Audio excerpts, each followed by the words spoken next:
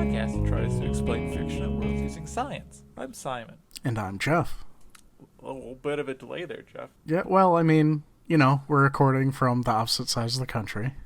Oh, yeah, but, like, it's 2021. I have a calendar in front of me because I'm on the computer. It's 2021.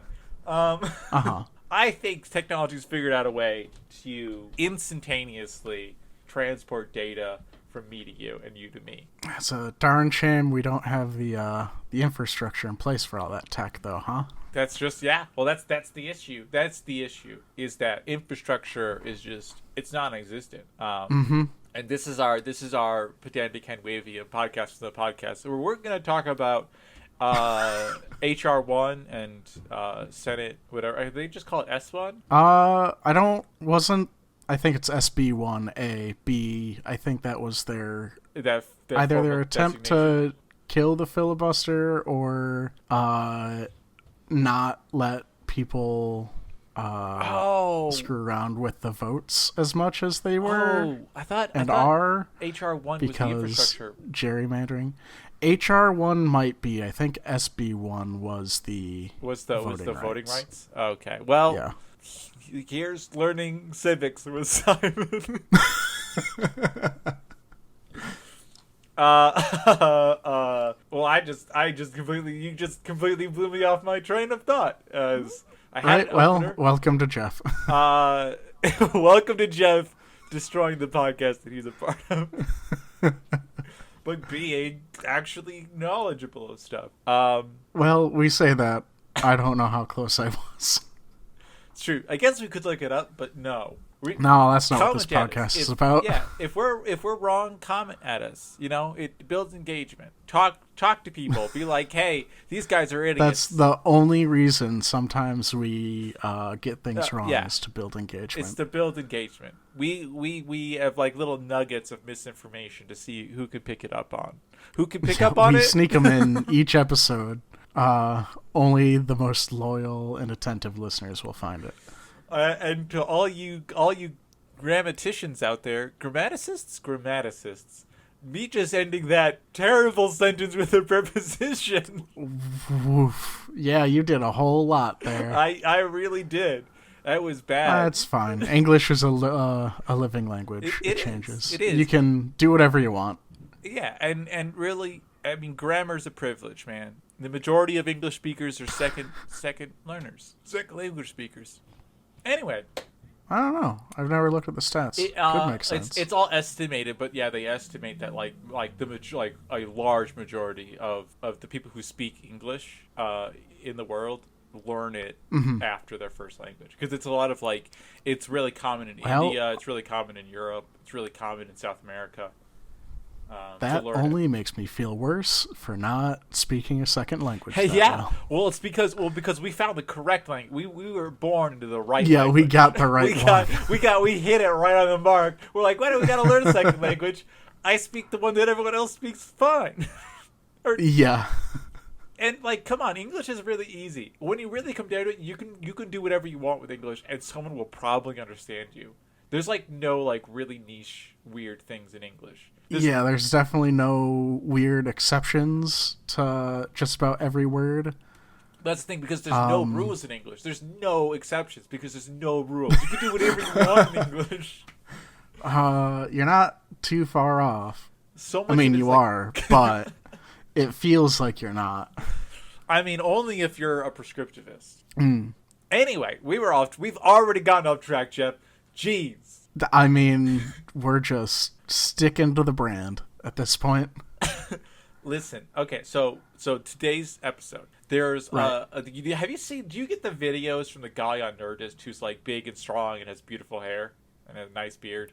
I don't believe so. He does what we do, and he does it, but he actually does it. He's oh, this is how you'd actually do.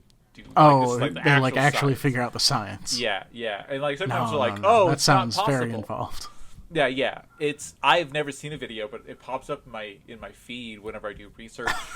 And I purposely don't watch it because I'm like, listen, dude, people are gonna compare us, and you both have a nice voice and are attractive.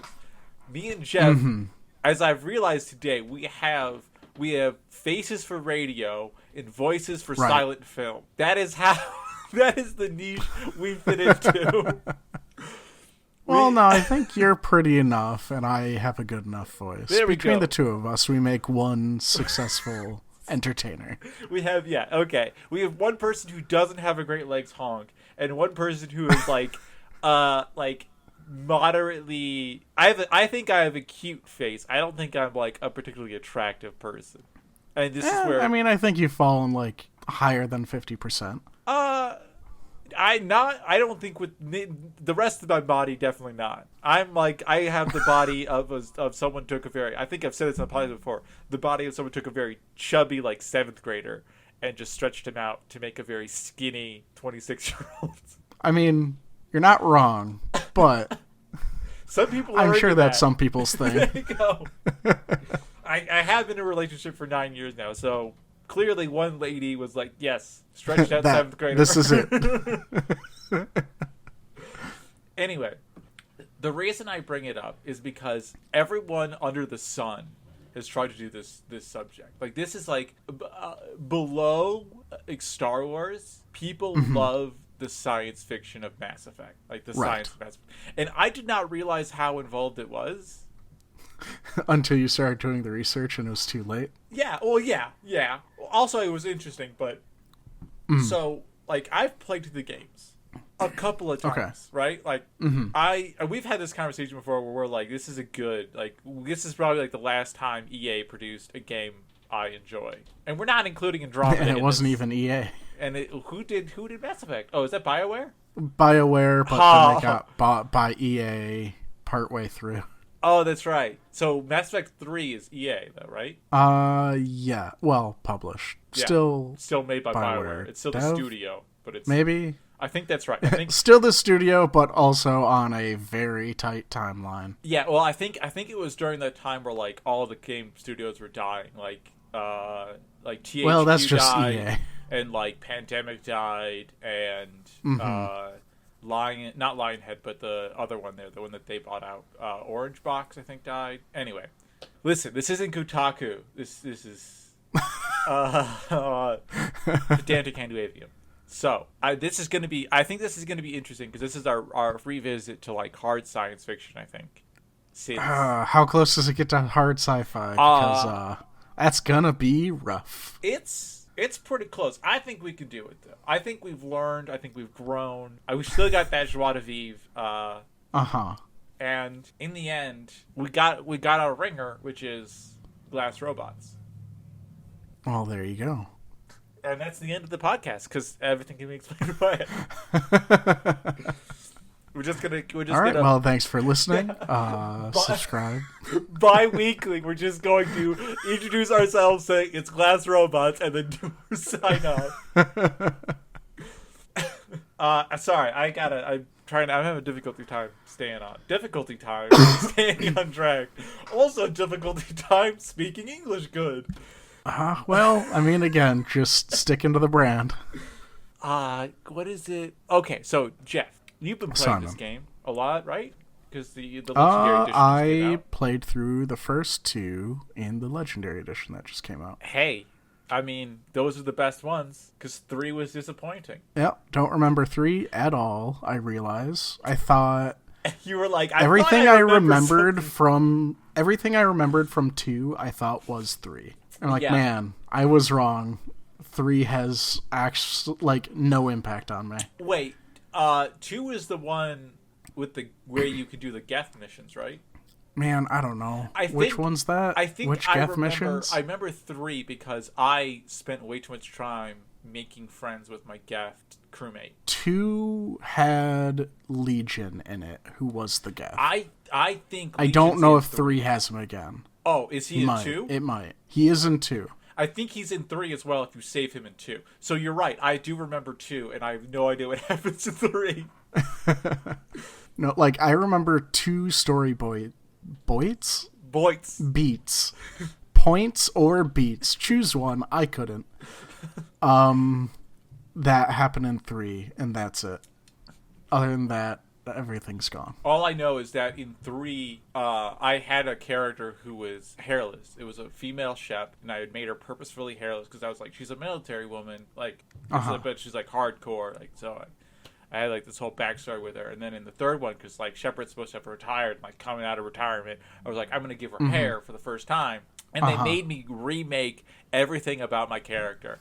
And I was like, this is the worst thing ever. I just want to give my character hair like normally grows on humans. Right. God. Anyway, I'm sorry. That's another digression. So, listener, because Jeff is, I'm going to say, is probably going to avoid doing this. I think, I want him to describe it. But I think the best way to describe this game is you're a hero who thinks that the way to save the galaxy is hidden in the pants of all of their crewmates.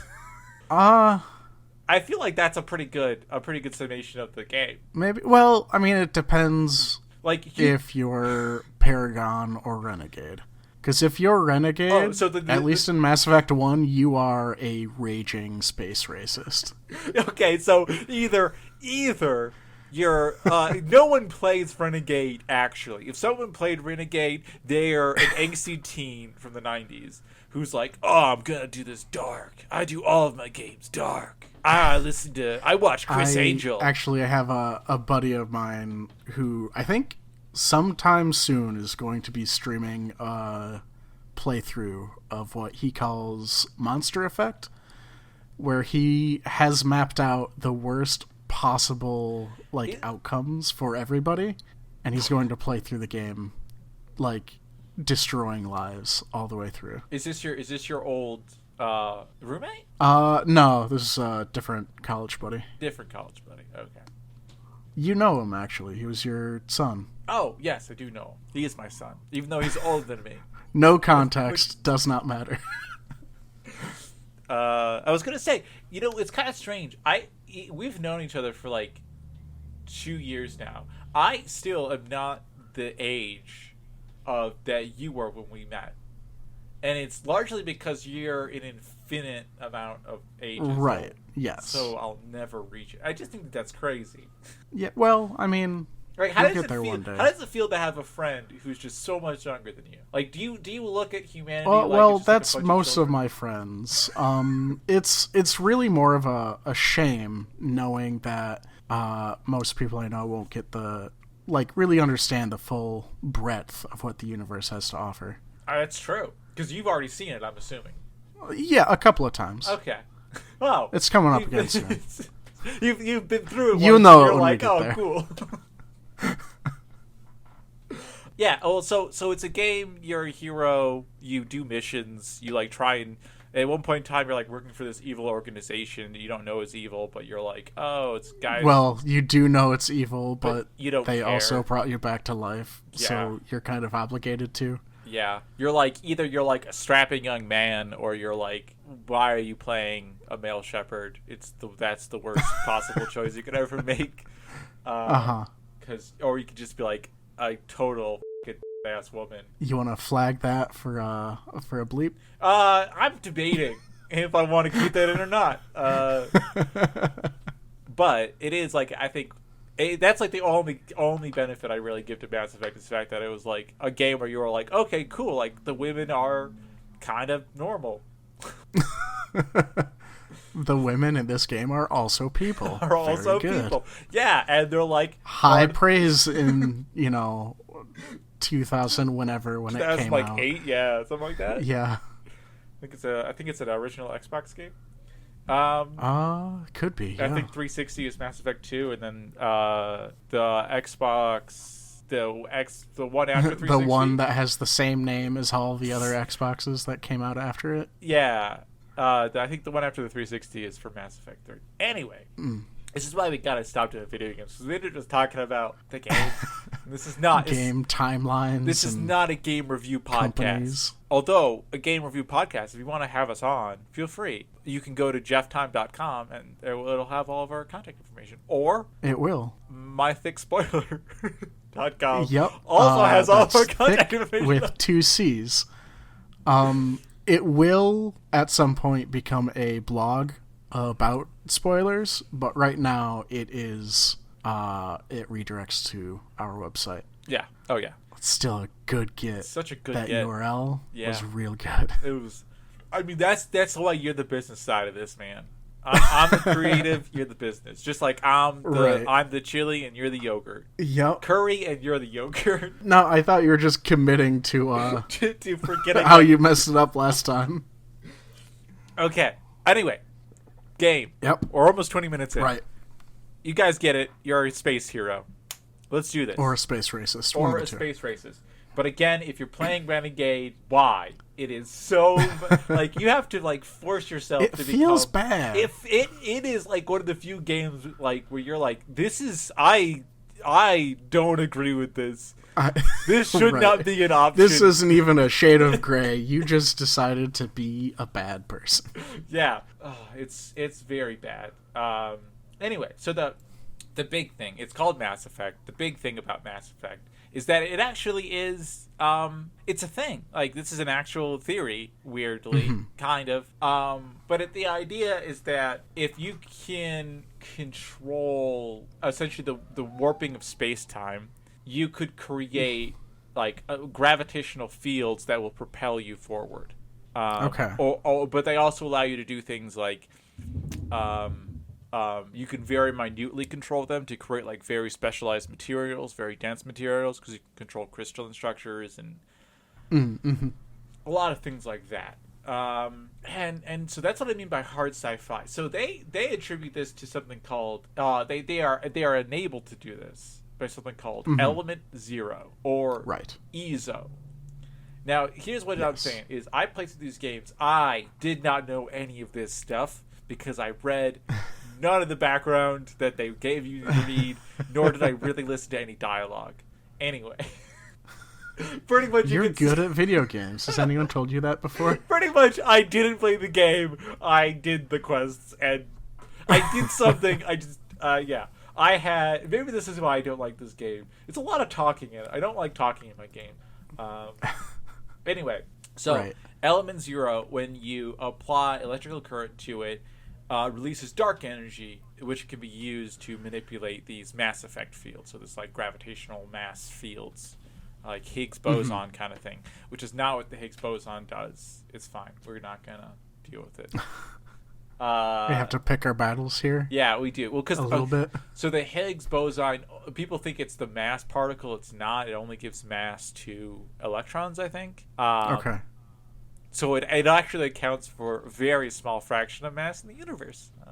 But it was an unknown. Anyway, so here's what I want to know. What kind of material are we talking about here? Because I have an idea, but I want to hear your thoughts on what kind of material Element Zero is. Where does it come from? Why haven't we found it yet? Well, it comes from planets that you can scan, and sometimes shows up clearly, as demonstrated in Mass Effect 1. Yes. Well, can you scan planets in Mass Effect 2? Yeah, you can. You can only scan. In 2, you can only scan planets. In 1, you have to go in a terrible, awful, physics-defying tank. It's so bad. It is. You know what? That's exactly what I play Mass Effect 1. I try and replay it all the time. I get to the tank missions, and I'm like, this is not fun. This is so not fun. I don't want to play this anymore. Yeah. Mako's very good.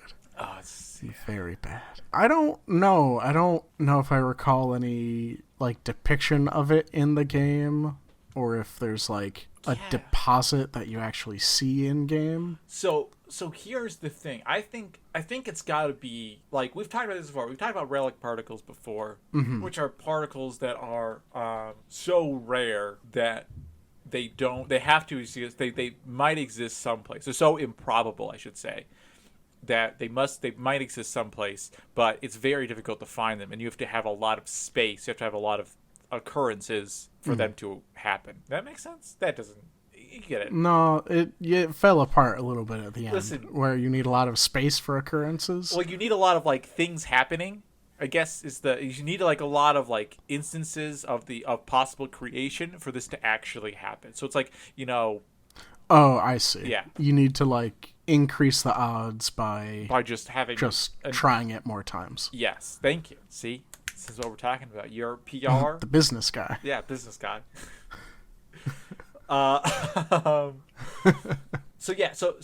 So my idea right now for this is there are.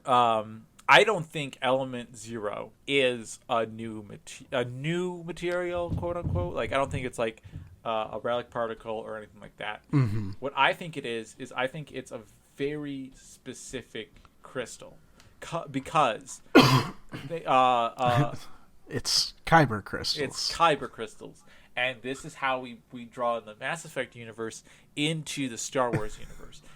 But they never interact because they're millennia apart in their time frames.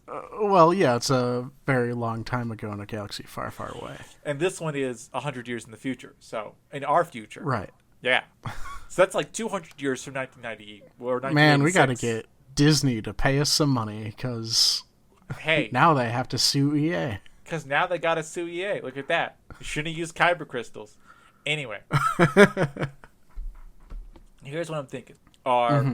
It's light induced by electrical currents in crystals. Okay. You could do this. Certain crystals, when you can also do this in reverse. But certain crystals, when you apply electric current to it, they'll emit light. Also, what you could do is when they receive light, they'll actually get a charge on them. Mm-hmm. And I'm thinking like Element Zero might be like hey, they don't define dark energy. Like I looked at it, dark energy isn't the same thing as what we know of as dark energy.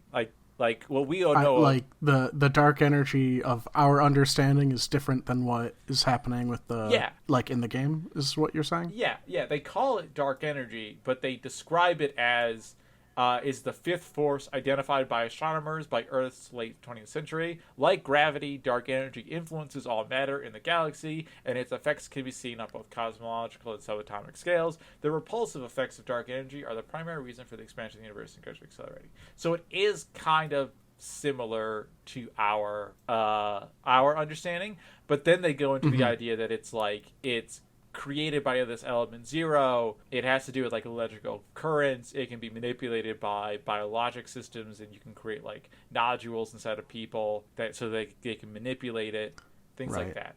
Okay, so they should update the terminology in the future at some point. Oh yeah. Okay. Or they're using it like how we use like the term atom to be like a reference to like the original atomic theory. Right. I think in this case they're being like, oh, they're going back a couple, like 200 years and being like, oh, dark energy is what they would have called it back then. But here's what I think it is. I think it is and I was trying to figure this out earlier, and I probably went down a rabbit hole that was too far. I'm thinking like a photon. Like a photon is to light, and I'm thinking there's got to be like a different packet that gets emitted by this crystalline structure when it gets in contact with an electric field. Like maybe it's like light that's like so outside of the range of energy levels that it's either like so high energy or so low energy that it is imperceptible to modernism other times, like observation techniques. Yeah, or like materials. Yeah. Okay. Yeah. So I'm thinking like sorry for saying like so much. And that's me talking to future me, because I'm not going to remove it, but I am going to listen to it because I'm going to get tired of removing it. And absolutely will not remove this apology to yourself. Nope, because why would I? Right. Well, so what I'm thinking is a crystalline structure where it's like the opposite of dense. What's the word for that? Dispersed? I don't know if dispersed would work well. Just undense. Undense. Disintensified. I like that one. It's a crystal structure that's so intensified. That's not the word. Right. Whatever you said. It's like that. That the energy that the electrons have to move and fall back down is huge. It's massive. And I think that literally massive. I think it is. I think it's literally massive. And I think that this is the case so that it takes a really long time for them to fall back down. So everything is like slowly emitting this dark energy, like as electrons are like jumping away like really far and then slowly falling back down. very improbable to happen, but it's just releasing this like really, really high energy light. But it's doing it very improbably, very slowly. So this crystal, when you can like pump energy into it, you increase the probability of those really far jumps, and it emits that high energy light. See what I'm saying? Make sense? Okay. Like I do see what you're saying. I'm saying like beyond gamma rays. What I am missing is what is the application of it. I don't know yet. Still thinking. So we have an explanation on how we can kind of justify getting this dark energy. It's a matter of how it is being captured and then, like, used. Yeah. Right? Yeah. And that I don't know. Also, I don't understand. Okay. It's got to do something. It's got to manipulate space-time, right? And it's light. What else manipulates space-time other than light? I'm thinking this, okay? And this is going to sound crazy, right? I mean, that hasn't stopped you in the past. I got to get a pen to make sure that I'm thinking about this correct. So have to draw out a diagram. Or sorry, listeners, you will not see this diagram. You will not see this diagram. So I'm thinking light is a wave. Like it's like, you know, the more times it goes up and down, the shorter the wavelength, but the higher the shorter the amplitude, right? Yeah, the longer the wavelength, the higher the amplitude. Does that make sense? I don't know if that works that way. Because it's lambda wavelength times amplitude? Whatever it is. I think we're not going to look it up. Yeah, no, I don't want to. I got this thing out just so I could figure this out, and I've already not realized I can do this. 'Cause I don't. Listen, I'm not a quantum mechanicist. Quantum theory? I'm not a theoretical physicist. I am an engineer. And even more practical. Yeah, I'm not even like a mechanical engineer. I'm further away from that. But here's my idea. I'm thinking that this light particle is so high, like it's so like close to blue, right? Which is really fast, right? Yes. Like it's really high energy, right? I don't want blue light glasses. I just want blue light. Yeah, I think it's really fast up and downs, right? It's really high energy. So incredibly high energy. Yeah. So I'm thinking that this is so high energy, right? This has got like such a high that it starts to mess with the speed of light, is what I'm saying. Like it like bumps up against that like ability to go up and down, with like ability to be a wave with the ability to travel forward, right? Okay. To the point. I want to pick apart it affecting the speed of light, but I do also know that it's the reason why faster than light travel is going to end up working. Well, here's the thing. I think this is what's I think is absolutely crazy that I literally just came up with. Is it goes its oscillations are so fast, so up and down, okay, that it starts to interact with the past versions of itself. Does that make sense? like it starts to gets so here's a thing. If you have two light beams and you fire them at each other, right? They will close the gap at the speed of light. Not 2 times the speed of light, at the speed of light. So I'm saying that the wavelengths are going up and down so quickly that where the photon was and where it ends up being is so close together in time and in space that it starts to interact with each other. But that interaction has to move at the speed of light. So that's how it starts to like. So the space between essentially you're messing with like the amplitude and the wavelength, because they can no longer be completely correlated like they are in the thing for that lambda nu equation that I don't remember what it is. Make sense? Yeah, that's the speed light of light. It's the speed of light. It's c equals lambda nu. Why am I so bad at that?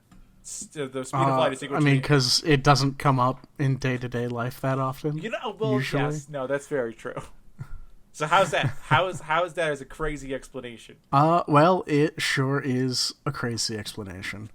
But... So what is it exactly that's doing that? Like, is that the That's the light that is being released by this by this crystal. by element zero? Yeah, by element zero. And so when Okay. you do that kind of like, it starts to bend space-time in a very weird way, and that somehow creates like gravitational field. That does create gravitational fields. So it's like a form of light that creates gravitational fields. Okay. And as we all know, you can't have a negative gravity. That wouldn't make sense. Excuse me. But you can have a positive gravity, and you'll be sucked at the speed of light, right? Uh-huh. Because you'll just be pulled along by this wavelength. You're essentially being sucked forward by this dark energy if you can focus it forward in one direction. Because normally it'll cancel itself out because it's going in all directions. Mm-hmm. Is that correct? Do I get points?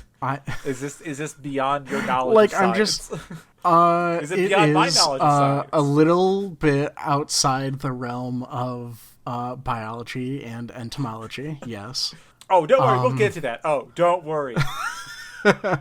I did not make the joke about finding the savior of the universe in all of your coworkers' pants lightly. That is an integral part of this game. That is the Chekhov's gun that you set up in the first act of our podcast. Oh yeah, and then it's the Chekhov's bullet loading of me bringing it back up. Bullet? That's not. What is it called when you put a gun in a gun in a bullet? No, a bullet in a gun. When you put a gun in a bullet, that is a very bad gun. Well, no. Or a very good bullet. Well, no. If you think about it, that's what I'm saying. Like causality, man. Yeah. Are you putting a bullet in a gun, or are you putting a gun around a bullet? Because a bullet is what you fire. Am I getting into a sleeping bag, or is the sleeping bag getting around me? Am I wearing my socks? I think or are my socks both of those can be true at the same time. That's what I'm saying, man. Forward, backward. Time's a flat circle. All right. Anyway, so how does element zero making light help anything? That's what I'm saying. So this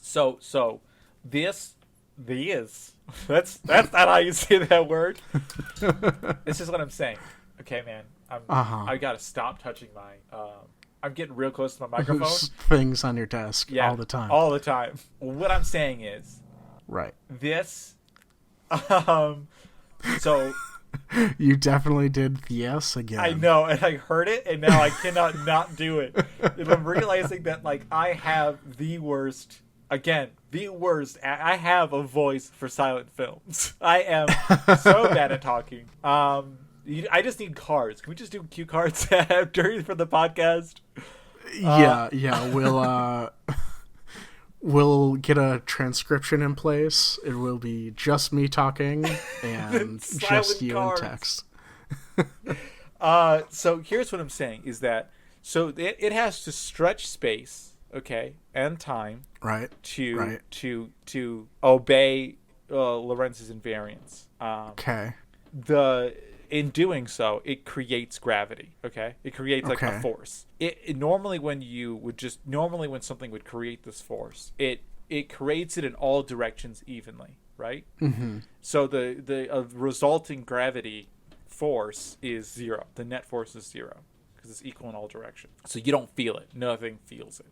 What happens is when the light gets refracted, or when it gets reflected, or when it gets distorted, and you can focus it, say through gravitational lensing, or through like normal mirrors and reflective things, or through controlling of an electric current, you can concentrate on one side of an object, and then what it'll do is it'll create a gravitational pull, one directional gravitational pull in a direction. So you can put that in front of an object. If you can focus it, that gravitational pulls, or on an object, I should say, not in front of, because I don't think that really matters, but on an object. Mm-hmm. And because what is pulling you along is moving at the speed of light, because it's a photon, you are moving at the speed of that photon. You're essentially caught in like a gravity well. Yeah, you are by this falling into this photon that is also moving at the speed of light. Yeah, and you're just being ripped along by it.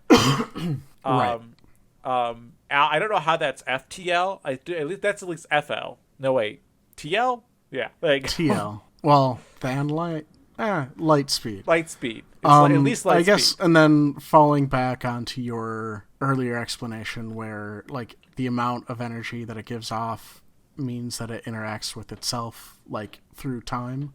Yeah. Then that could push it into faster than light, I guess. And that's also, I'm thinking, there's also an issue with this where they're like, there's no time distortion with Mass Effect. So I think it's because there's two contradicting things here. There's the speed at which you're moving, but also the gravity well you're in. So one's moving you faster, one's moving you slower. You end up just canceling out at whatever time you were moving before you started the Mass Effect. Okay, and that's just, lucky happenstance. Yeah, that's just like a natural to cancel. Yeah, occurrence of Mass Effect. Okay. Just a very useful property of it, This might be the craziest thing I've ever said in my life.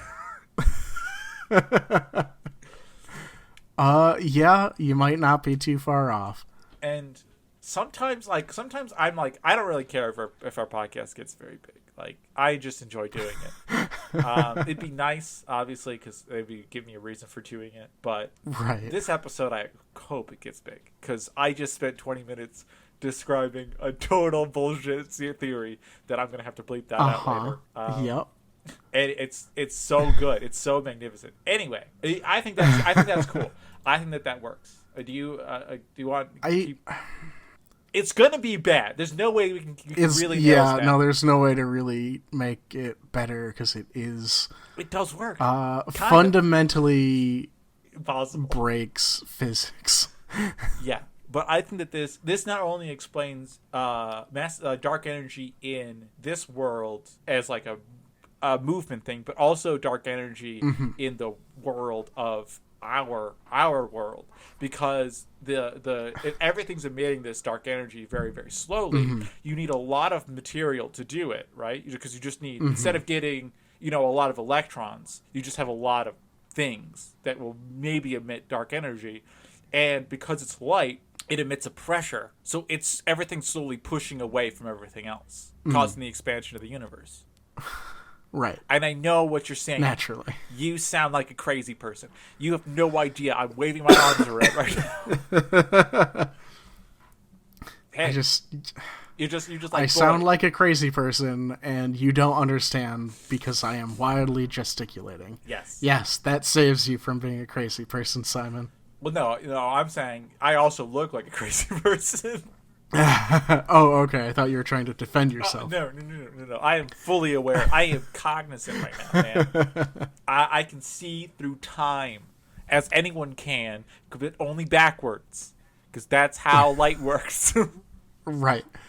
Do you? All right. So did we solve that puzzle? I think was we that did. that? I think we did, and I would like to stop talking, because I think the next part is the part you get to talk. All right. And I want to listen to your tones. We just talked about the fact that you have a better voice than I do. You talk better than I do. Yeah, no, and like every episode, you have done most of the talking. Oh, yeah, and it's been at this really high, fast rate, and I keep cutting into what you're talking about, and people I've heard don't like that. Namely... Well, I mean, that's just because they think you're being mean, but, it's fine. Yeah, it is. You're just asserting, yes, it's fine. You see, he said so. Look at it.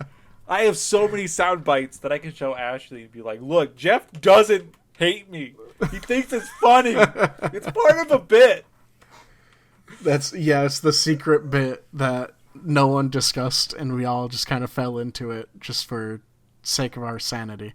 Is that I talk a whole bunch and you're normal? Well, because we're doing like we're doing like a vaudeville thing. Like, you're the straight man and I'm the other one. The fool? Yeah. Well, we're doing like... Yeah, I mean, that's like a lot of places like, have that archetype. A bit, because it's like the only dichotometric? I feel like you're getting very close. I think it keeps falling apart, and everyone knows what you're talking about. I think it's dichotic, but it's the only dichotic comedy duo that really works. Like, if you have two people and you want to do comedy... Because everyone knows someone who's a normal person and another person who's a fool.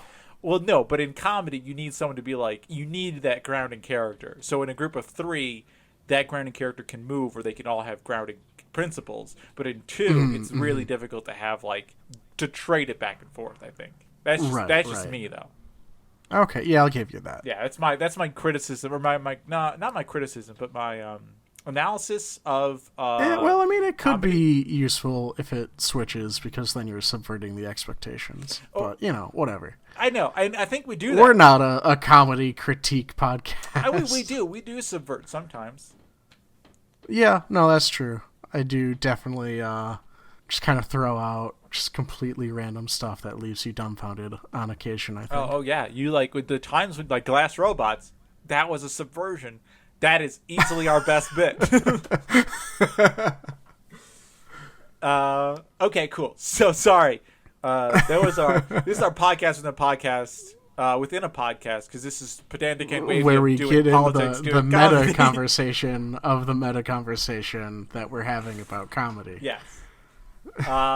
Which is, I gotta say, podcast within podcast. It's like this. The internet's a series of tubes. It'll never get old. Anyway, here we go. I want to talk about the alien races in this world, right? Okay. We got the Quarians. Okay. Yep. They're people. Do you want me to describe them? I would love you to. You got it. No, you got it. All right. We'll see how many of them I remember. Quarian is the flotilla folks, right? Yeah.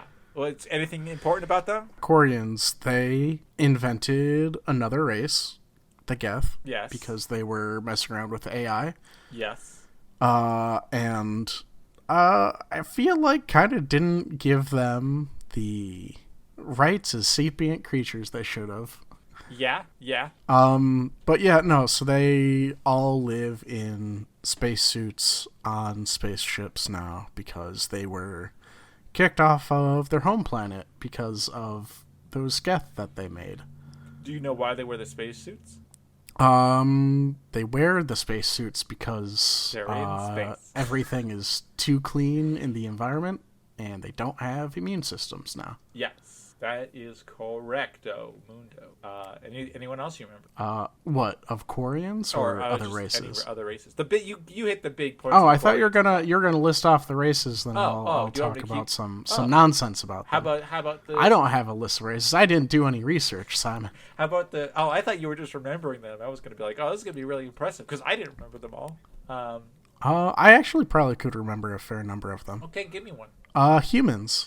That's a little cheating. I don't think we need to talk about them. So humans are us. You're familiar. Humans are us. Again, if we ever get big and we get a store, humans are us needs to be, with the R as an R, needs to be a shirt we sell. Right. Who else we got? We got Krogan.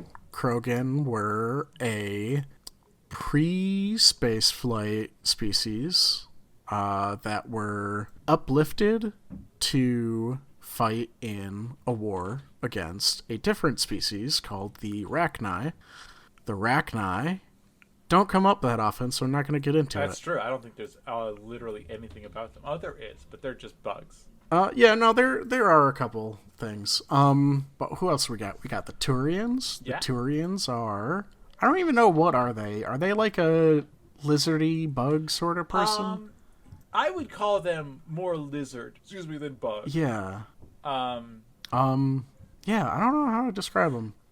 They have a hard face, but the rest of them is fleshy. Do you know that? Have you ever seen the rest of the tour? Well, you play as FemShep, so have probably gone into Garrus's pants.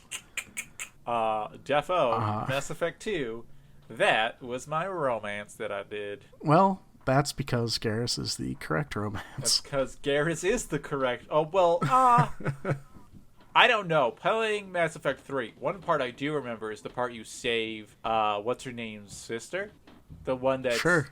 The one that's not Maggie Lawson. The one that's Ivone Strahovski. None of those words mean anything to me. It's the lady that you work with in 2, who's got like the... Miranda Lawson? There you go. That's why I always think it's Maggie. Maggie Lawson's the actress from Psych. Okay. Easy mistake to make. Ivone Strahovski is the actress who was used to model Miranda Lawson and voice act her too. So where were you going with that? Where were we? Turians? I was going to say What Mass are Effect Turians 3. doing? She's got a really interesting story if you romance her in Mass Effect 2. That's all I'm saying. But, Oh, I see. yeah. So Turians, I don't think there's really anything that interesting about Turians. Like they're people that are shaped like lizards, kind of. That's pretty accurate, actually. Let's see, biology. Yeah, like they're there's very tall. nothing really unique about them. There actually is, and it's not something that you would know, but Turians and Quarians are both considered they're humanoid because they're human-like, except that they have what's called anti-chirality, which means that they're compared to humans, they have a different mirrored structure. So they can't consume the same proteins that humans can. So they have to have specific food. Okay. But they're kind of like Hork-Bajir is I would say the closest. Hork-Bajir without the talons is the closest you could probably get. So call back to our Animorphs episode. Yeah. Hey, good, you remembered that. The Hork-Bajir we're from. Yeah. Yeah, I did remember that time. I was there. I listened to that episode. That's no, crazy. I didn't listen to the episode. I recorded that episode. I mean, in a way, you listened to it. You got that. You got that even raw or more uncut. Right. Yeah. Who else we got? We got people, humans. We got Quarians. We got the Turians. We got the Krogan. We got that's pretty much the it. Asari. That's the one. That's the yeah. This is the Asari. Yeah, the Asari are the interesting one. They are sexy. Yep. That A B. Hey man. Like a single gender race, I guess. Mono that yeah, that's the one. Where I guess I don't know how they describe they procreate. They don't. They take like the feelings of the genes of the person or some such. Yeah, they have like some crazy nonsense. Yeah, they have like a mind meld kind of thing with people. Yeah. I mean, how much deeper do we want to go? I don't know. That's like into like the Hanar. No, let's not do that. I think that we can just do the Quarians, the Krogans, the Asari, and the Turians. The people that you meet and you care about, not the people that you kill and don't care about. Like the whatever you said, Rachni. Right. Well, I'm trying to think of what that one fellow is. He's the one that is more lizard. Oh yeah. What's his name? Thane? Not the scientist. I think the name is. No, that's Morden. There's Solari. Yeah, that's right. Solari. Maybe it's Solari. That's it. Yeah. Hard or soft A. I think it's an E, but yeah. Well, hard or soft E. Yes. There's another lizard boy? There is, yes. Think they're called Thane. And that's the name of the character, not the species. I don't remember what the heck they were called. I don't remember what they were called either.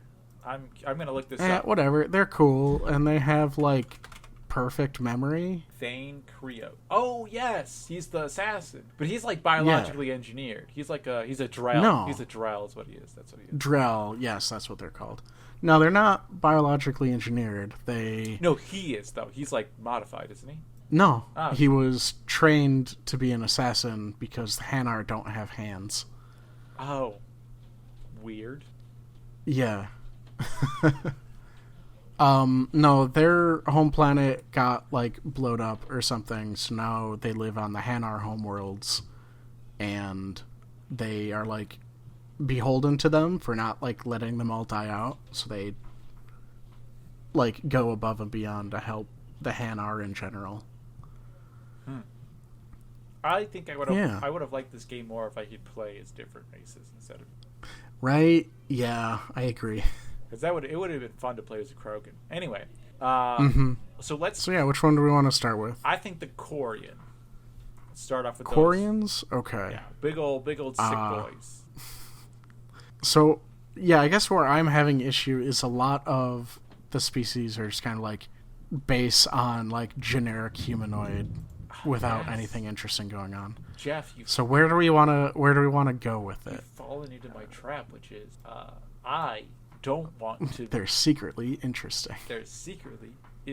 No, so they're like beyond, like they are human pretty much. They're 3-fingered humans. This is the great right. The one scene where you see Asari's face. It's a face of Well, I think they also fixed that in the Legendary Edition, because the one scene that you see a Quarian face is also a stock picture of some human model that they're like, we ran out of time. Use this. They did. So I think they retconned that. But I think it's still is it still not not a human face in the Legendary Edition? I don't know. I haven't gotten to that point. Maybe I should just pick up the Legendary Edition, play it, because I feel like now I really want to play these games. This is the issue. Whenever we do a episode, yeah, I want to play. I want to just kill people so badly. I want to be a renegade. Only side with the Geth. Just want to be a space racist and side with the Geth. Yell at everybody. Hey, I mean, the Geth. They don't have a race. Fine. They're mechanical. Yeah. So what about them? You can't be racist against machines. I feel like that's not true. I feel like the Quarians are definitely racist against the Geth. That, true. Very true. But they, built the Geth to be racist against, which might be worse. Yeah, well, I think they weren't built to be racist against. I think that's just whoops, they're sapient, and we still, culturally don't accept that they're sapient and they're just machines we made. They for sure gave them artificial intelligence and they knew they were doing that. And then they were like, but we use AI for image correction and stuff. That doesn't make it sapient. I guess so, man. I'm just saying it seems a little questionable anyway. Oh, once they develop sapience, yes, definitely ethically bad to continue oppressing them and using them as slave labor. Here is the thing that I want to talk about, right? Why do so many of these creatures have human body parts? I mean, human body parts or general human shape? I guess I would say generally human shape. But, it's pretty specific human shapes. Things like... Yeah, I mean, there's arguments where... What is it? Encephalization is good, where you put, all your hearing and tasting and seeing things all in one place. Okay. That has fitness advantage. And I guess there's a fitness advantage, or a cost advantage to having things like 2 eyes. Because that's the amount you need for parallax. Yes, but it's cheaper so you can than 3. Sense depth. Yes. Yeah, but then what about they're all bipedal, or for the majority of them, they're female of their species have breasts. Because clearly they're all mammals. That's true. I didn't think about that either. Even the lizard people. Yeah, well, I mean, alien or not, gotta have them. Gotta have breasts. Humans. How was he gonna know it's sexy. A woman? So, right? Can't just ask. Exactly. This is a part of. I mean, if only they introduced themselves with their pronouns, it would simplify a lot. It would. I feel like this is for sure pre the new sexual revolution, gender revolution, either one. Yeah. Where they're the only way you can tell if women have breasts, men don't. That's funny to laugh about now. So where were we? What were we solving? I'm saying why I want to everyone solve, has breasts? Yeah, I want to solve panspermia is what I'm trying to get at. I mean, it could actually, So here's the thing. Oh yeah, it is. Mass Effect. The whole premise of the game is that there's this machine race that comes in and kills all organic life, sapient organic life, from time to time when they feel like it. Yeah, it's like Noah's flood, but yeah, it's largely what's the word for when it doesn't have a reason? Reasonless. Yeah, sure. Arbitrary. That's the word I was looking for. Yeah, that one's better. But so here's the thing. As the Reapers are going through killing all sapient life, they pick up a cold, and they drop off, those little single-cell life, planet to planet when they're visiting. So the Reapers did cause panspermia each time they come in to kill all organic life. You're saying that they're seeding life. Accidentally. So that they pick up on just one planet. It just happens every time. Here is the thing. I feel like it has to, like, and I understand that you fell into my trap and that I got you to accept panspermia, which is the real origin of species. Darwin can go suck it. Right. Here's the thing. If I have like a bacteria on Earth and then a bacteria on, like, let's say plant xenomorph 982, they're gonna grow up as bacteria too.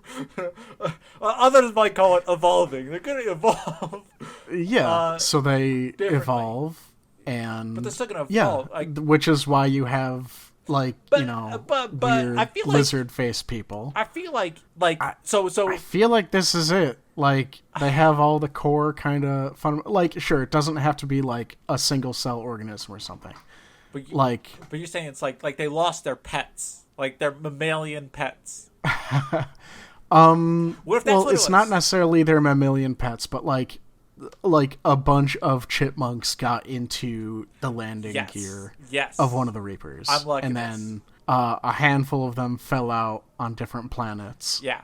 Seeding those planets. And then they grew up into humans. I think that is fantastic, and here's why, okay? Because it finally explains panspermia, your secret hope and desire. My secret hope and desire. The trap card that I activated. Yeah, exactly. You didn't realize it. It was Jar of Souls. Right. I think that's what that card is called. Anyway, it's so here this is the thing I'm thinking of. I like the idea that it starts off with a mammal, right? And then it branches off as these guys get deposited on different planets. But they bring with them bacteria, like the squirrels do. Right. So these planets are occupied by other creatures that evolved from those bacteria, but the like dominant life form, the most evolved life form, are ones that are more similar to humans, because we have no evidence of any of the evolutionary world like tracks in any of these worlds. Right. So I like that. I think that that's a great idea. I like the idea. Maybe not squirrels, but... Well, I also said chipmunks, which I think would be a stronger candidate. But... Well, big difference. As we all know, in the tree of human life, of planet life, it's like squirrels, and then right next to squirrels is chipmunks, and then right next to chipmunks is humans. So you're getting closer. Right, yeah. But like a prehistoric ape or like some kind of small monkey, like maybe a tamarin. Those are small monkeys. Yeah. I mean, it wouldn't even necessarily have to be like terrestrial. It could have been from somewhere else and then brought here. But we didn't have to be the one. I think that's a very human-centric view of the galaxy. You think that, Simon. But I think that we have such a strong case for evolution, like going through people, that it's weird that we would not have like a huge jump to humans or like in the human tree. How do you mean? Like the fact that like we contain structures that are vestigial in other mammals.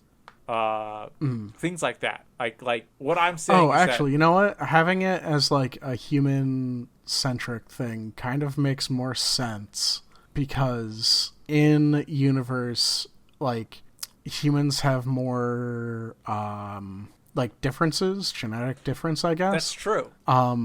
Where like genetically, I guess all of the Asari are more similar compared to like different humans. I think so too. I think it makes a lot of sense to me. Right. That it's I think that works. Like, it starts to make sense because of the universe. Yeah, and that it's based within. Yeah, and I think like things like even the lizards have like mammalian features because they're coming from our mammals on Earth. Right. Not the the different kind of mammal, not existent mammal that exists on their planet, because no mammals do, because it's a different planet. So therefore, as far as we're aware. Yeah, well, maybe everyone has milk sacs. Could be. So here's I want to talk about, Jeff. I know we've had this conversation before, and it was fun, and we get yelled at for it because we did it during work hours, and you're not supposed to do that. Is this the rocket-propelled paper airplane? No, that's still a great idea, and if we can, we're gonna do that because I live so close to Bonneville Salt Flats, dude. They can be like, "This is where they set the land speed record." We're going like, "This is where we built rocket-propelled paper airplanes." No, I'd be down for it. I would still be down for it. I want to know Asari. I want to know how the Asari reproduce. Man, don't we all? So do you have a jumping off point to remind me what explanation they start to give? They really don't. I think it's they're like they do a mind meld. I remember that part. Yes, that part they do have and is important for it, I guess. Yeah, they have to like feel connected with the person that they are. What's the word? Procreating with? Thank you. Yes. However, Asari reproduction is very different from other forms of sexual reproduction, as Asari provides two copies of her own genes to her offspring, one of which is passed on unaltered. The second set of genes is altered in a unique process called melding, also known as the joining or the union. During the melding, the eyes of the Asari initiating the meld dilate as she consciously attunes her nervous system to her partners, sending and receiving electrical impulses directly through their skin. However, boy, this is a long sentence. Yeah, there's a lot going on there. So, Asari are all clones. But they're half clones. They got one good set of genes and one crappy set of genes. I like this. I mean... I guess I should say chromosomes. That's right. I'm not going to unpack good set and bad set of genes. Continue. Listen, I'm a guy. I understand. I got one good set of genes. I got one bad set of genes. The good set of genes is like why I got a symmetrical face. The bad set of genes is why I'm 5'10" and like 140 pounds. And I gained weight pretty much constantly. But the good set of genes, I don't really need to eat that much. Bad set of genes, I have anxiety. Anyway. That's definitely 100% how it works. Oh yeah. Genes decide everything in your life. Nothing is me. I have no responsibility over any of my actions. They're all predetermined. Right. So, sorry. Half clones. So here's the thing I'm thinking, okay? Right? I'm thinking Asari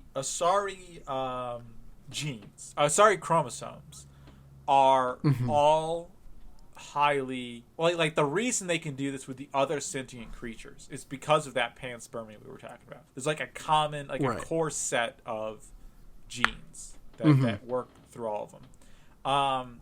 Additionally, I think they have like the Asari set are highly dominant. So like a lot of their phenotypes are Asari. They look Asari. Makes sense so far. But not I'm trying to think of a joke with the word Asari, like it's Asari, but I can't.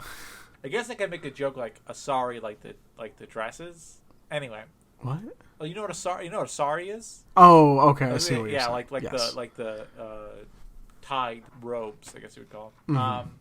So anyway, they got those dominant set of genes. I think the alternate set of genes are purely used for like things like immune systems. Things like that's what makes sense to me. Yeah, so they can adapt to other. They can like activate their more recessive genes that they're getting from other creatures. But there's like this almost like a Y chromosome among them that like doesn't change and passes down through generations that keeps them Asari. So like, or it. What's up? I mean, it says that it's like two sets. Like it doesn't have to actually necessarily be that like one full set of chromosomes are Asari and then the other are something else, does it? No, because that's dumb. That is dumb. I think they just like some of the chromosomes are like very rigid and stable and are like not prone to change. Yeah, they got. And then there's other that are like very susceptible to changes. Yes. Yes, but what I'm saying is that I think there's like two tracks. Like there's like instead of us getting like a mix of our mother and father in different places, the Asari are like, we have like an Asari lineage. Yeah. Of like this set. Like they're those set, like are always present. The rigid ones are always going to be that. Yeah, and then or very, very often going to be the same. And then the other side of chromosomes are like the crazies, like the fun set. Like the set that's like, oh, you want to have freckles? Here's freckles. Here you go. Yeah, I say that because the character does have freckles. She is one of the only Asari with freckles. Who, Liara? Yeah, Liara Sony. That's the one.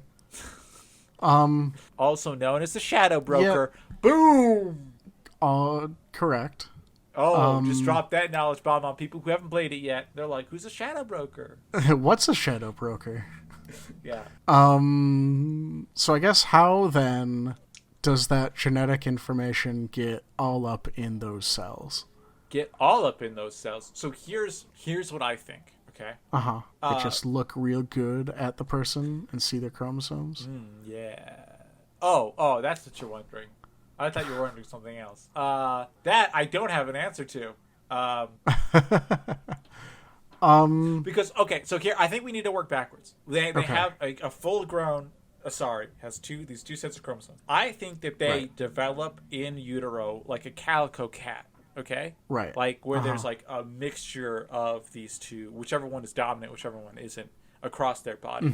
But instead of it just being the two forms of the instead of it being just two a difference, okay, like it is for calico cats, it's like you take the same chromosome. One has got that solid chromosome A, and the other one is got chromosome B, but chromosome B has like a whole bunch of variations to it, as various like snippets of DNA are taken out and taken in place of the Asari DNA, right? So when you develop, it's going to be the ones that are the very strong, the DNA you already know that works to create a functioning creature, that are going to be the most dominant ones. But in a couple of places, the DNA that was strong enough to create a functioning creature, but wasn't the original Asari DNA, also comes through. Does that make sense? I guess yes, but also how do they get that other DNA? I don't know. Because here's the thing, was there something happening in the melding? Describe the melding again. Explain to me Asari sex once more. Okay. During the melding, the eyes of the Asari initiating the meld dilate as she concisely attunes her nervous system to her partner, sending and receiving electrical impulses through her skin. However, physical contact is not strictly necessary. Well, beans, that makes everything fall apart. Effectively, the Asari and her partner briefly become one unified nervous system, sharing memories, thoughts, feelings. The offspring is also an Asari, regardless of the species or sex of the father. In the case that the offspring is two Asari, the father is the one who does not give birth. The father they have there, I guess you should say, is in quotations, because you could have a female father in the Asari world. So I think what's up? Or a non-binary, I guess. A fundamental misunderstanding on how it works. They're all just straight up clones of themselves, and one set of the chromosomes are just like random changes, horribly susceptible to change, and then the other like more dominant have the dominant traits that are more that are less susceptible to change. And they just they need to have that connection, that melding to initiate reproduction. Yes, and here's why. Okay, I think so. Here's a thing I know about primate sexuality. And they keep on bringing up in this Phantom wiki, which I think is a little odd. Sexual dimorphism in primates is Okay. an indicator, and I think you know this. It's an indicator of the relationships that those primates will form. Mm-hmm. So in in bonobos and chimpanzees, they actually kind of break this. They're very weird. And humans also break this too. In slight sexual dimorphism, like what we see in humans, where like men are a little bit taller, women have different organs that are exterior that are more obvious. Those things are those are the examples I can give. You're more likely to find like a polyamorous or like a I don't know what you really recall that. Yeah, I guess a polyamorous would be the term. Polygamous, probably polygamous makes sense because that's the correct roots, but not like human yeah, societal. I mean, I guess it depends what like exactly you're doing. You're looking for it means like there's no like set relationships. Like everyone is like a whole community is in a relationship together, like a sexual reproductive relationship. I feel like you feel like I don't know. I feel like defining whether you want to use. So that's why polyamorous to polygamous would be a more cultural argument. It's so that's what I mean. Like there's the culture. Like humans have applied another layer on top of this, which is culture, which is our cultural idea of gender and sexuality. I'm saying this is like biologic, how creatures. Okay, that creatures have multiple partners. Yeah. So and there's not like a set partner. Like you have like bald eagles have like a set partner. There are primates that have no sexual dimorphism. So men and women are pretty much they look the same. They have very, very similar features. Those tend to be the monogamous relationships. And so what I'm thinking of is there's no sexual dimorphism between Asari. They all pretty much look the same. They're all, as we call it, monogendered.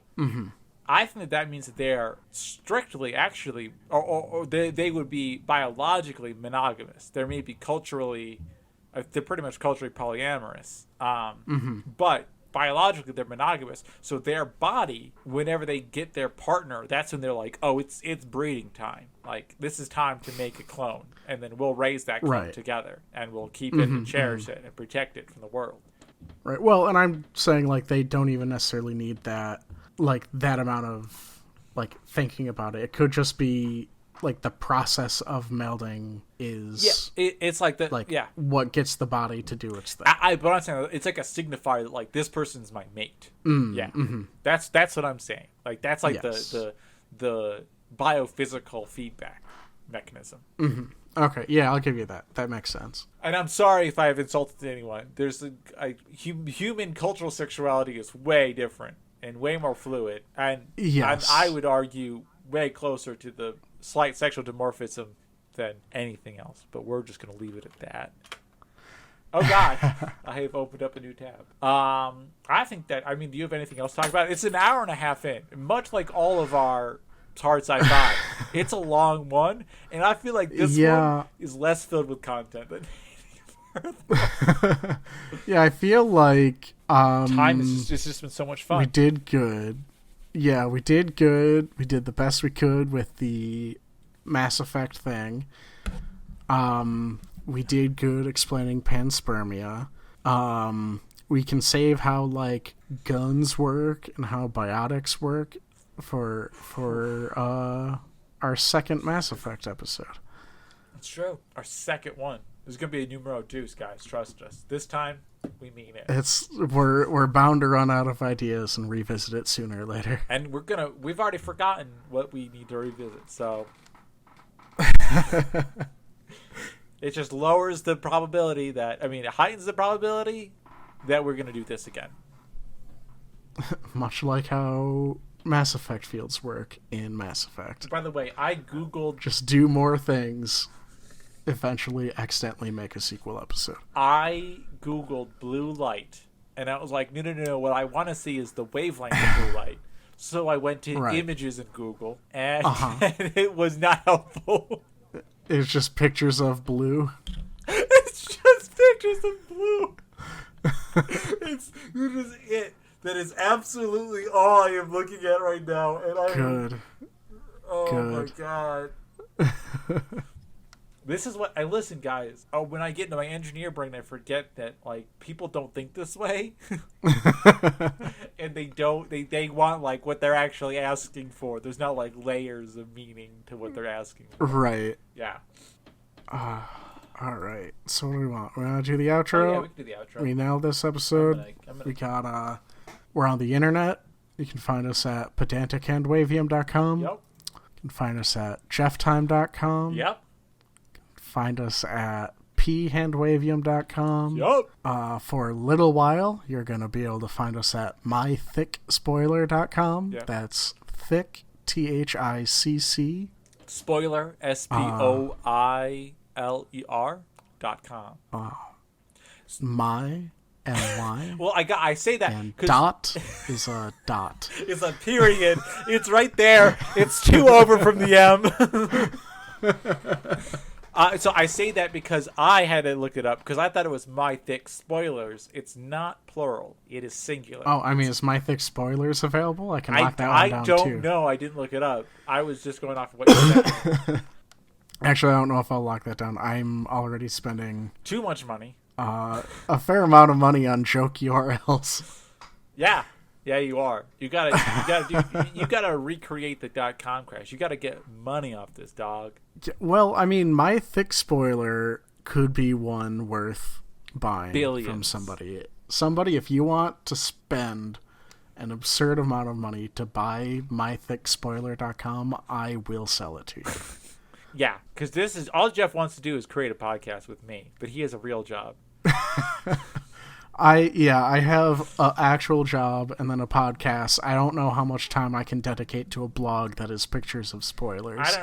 Listen, I mean, this podcast, let's be honest, Jeff. How much time does this podcast and your real job really take up in your life? Well, my real job probably takes up about a third, 45 hours a week. So about a third.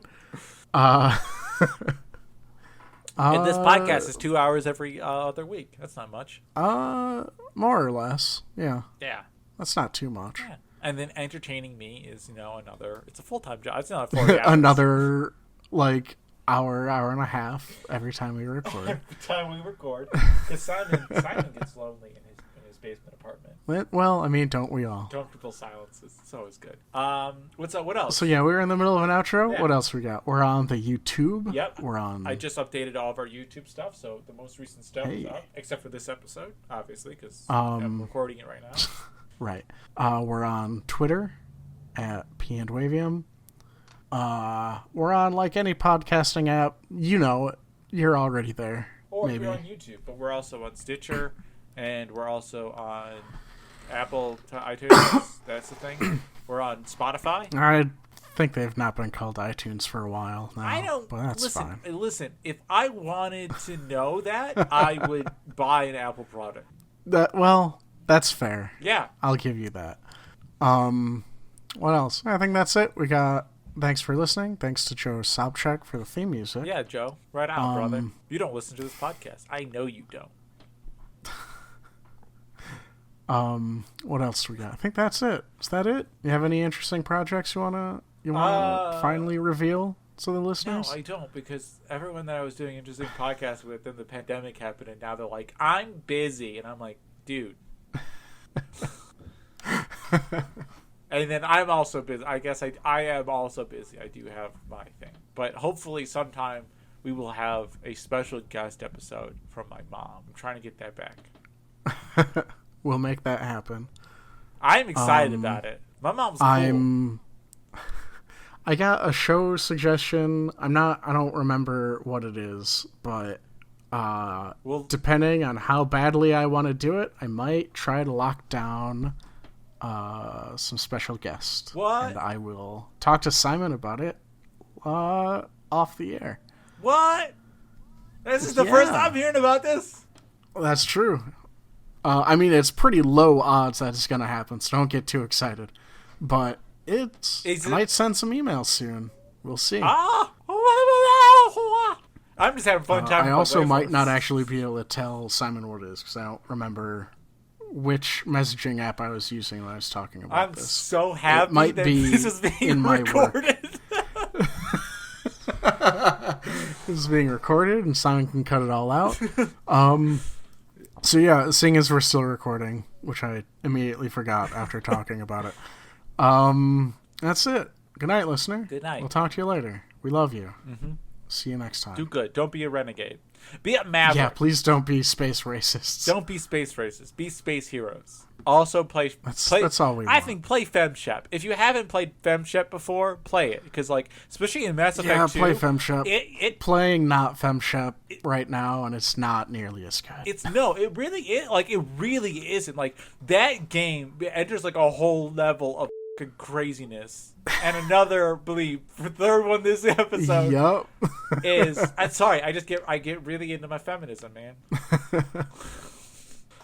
Listen. That's the only reason why you curse every episode. This feminist fervor overtakes you. Yeah. It's why people don't like feminists. I give them it's bad because rap. of Simon Yeah, and the cussing. I might cut this out. It's fine.